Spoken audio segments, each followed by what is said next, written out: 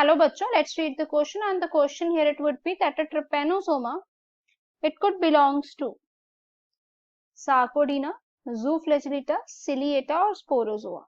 So let's start here the question with the key concept. So अगर हम key concept की बात करें तो सबसे पहले हम लोग डिस्कस क्या करते हैं, प्रोटोजोआ. जो प्रोटोजोआ है, these are single celled creatures. ये जो होते हैं सिंगल सेल्ड क्रिएचर्स और ऑर्गेनिजम्स होते हैं. ठीक है, इनकी जो रेंज और शेप है दे कुड बी वेरिड, अलग अलग होती हैं. ठीक है, अगर प्रोटोजोआ को हम लोग डिस्कस करते हैं तो protozoa currently divided into 6 phyla. ठीक है, इसको 6 फाइला में डिवाइड किया जा सकता है based on light and electron microscopic characteristics. Light and electron microscopic characteristics की वजह से. ओके, अगर हम बात करते हैं ब्रॉडली, हम लोग इसको 4 पार्ट्स में प्राइमरी कैटेगराइज कर देते हैं. ठीक है, कौन कौन सी, अगर हम बात करते हैं यहाँ पे क्लासेस ऑफ प्रोटोजोआ की. ठीक है, अगर हम बात करें classes of protozoa, so we could discuss here. The first is mastigophora, और इसको हम लोग फ्लैजिलेटेड भी बोल देते हैं. ठीक है, अभी अगर इसके फीचर्स में बात करें तो ये जो होते हैं दीज आर पैरासिटिक, ये पैरासिटिक होते हैं. उसके साथ साथ ये फ्री लिविंग भी होते हैं, even they are free living. ठीक है, इनके जो फ्लैजिला है वो लोकोमोशन के लिए हेल्प करते हैं. इनकी बॉडी जो है वो पैलिसल या फिर क्यूटिकल से कवर होती है, पैलिसल या फिर क्यूटिकल से कवर होती है. एंड ये फ्रेश वाटर है. They must have a contractile vacuole.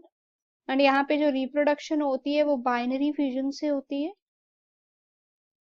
That could be done by binary fusion. अगर इसमें मैं बात करूं एग्जांपल्स की तो इसमें आ जाता है trypanosoma, giardia and many more. अगर हम नेक्स्ट बात करते हैं the other class, so other is sarcodina, जिसको हम लोग एम्बोइड्स भी बोल देते हैं, दैट इज सार्कोडीना. सो अगर इसके फीचर्स को डिस्कस किया जाए, ये फ्रेश वाटर, सी और मॉइस्ट वाटर पे होते हैं. इनकी जो मूवमेंट है वो सूडोपोडिया की वजह से होती है, सूडोपोडिया की वजह से होती है. ठीक है, नो डेफिनेट शेप, इनकी जो है कोई डेफिनाइट शेप नहीं होती. ओके, इसमें अगर पैलिसल जो है वो एब्सेंट होती है, दे हैव पैलिसल जो है इस केस में एब्सेंट हो जाती है. एंड रिप्रोडक्शन जो होती है या तो बाइनरी फ्यूजन से होती है या फिर सिस्ट फॉर्मेशन से होती है. एंड इसकी अगर मैं आपके साथ एग्जांपल की डिस्कशन करूं तो हम लोग अमीबा लिख सकते हैं. Even we could write it down entamoeba also. ठीक है, एंट अमीबा भी हम लोग लिख सकते हैं. The next in the third class it would be Sporozoa, जिसको हम लोग स्पोरोजोन्स भी बोल देते हैं. जो थर्ड क्लास है वो हम बोल देते हैं स्पोरोजोन्स या स्पोरोजोआ. ठीक है, जो स्पोरोजोन्स हैं दे आर एंडोपैरासिटिक. ये क्या होते हैं, ये एंडोपैरासिटिक होते हैं. इनके पास कोई स्पेशलाइज्ड ऑर्गन नहीं होता. इनमें पैलिसल प्रेजेंट होती है, पैलिसल जो है वो प्रेजेंट है. ठीक है, इनकी रिप्रोडक्शन जो होती है वो होती है with the help of sporozoite formation से.